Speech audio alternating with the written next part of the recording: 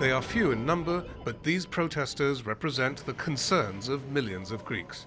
Last month, law courts started auctioning off real estate owned by people who owed as little as €500 to banks. These activists have managed to put a temporary stop to that. All court-ordered sales must go through notaries public. Their union says they're so intimidated by threats of violence that they won't process any more payment orders until the government distinguishes between negligent debtors and those who really cannot pay.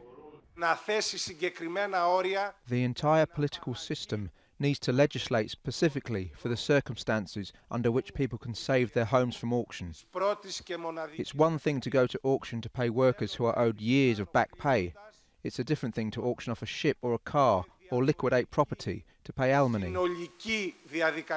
More than 40,000 outstanding court orders are now on hold, a temporary respite for money-strapped homeowners.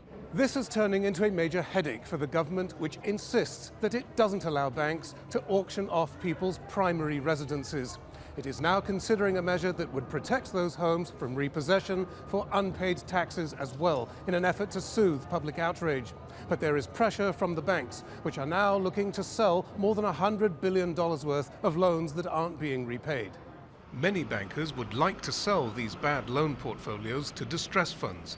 The portfolios would be worth more if debt collectors were given freedom to seize homes at will. Some court auctions have descended into violence as homeowners battle to keep their properties.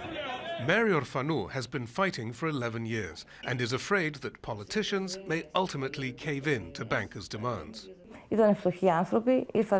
My parents were poor. They came from a village. First they bought the land, then they built the ground floor, one floor at a time.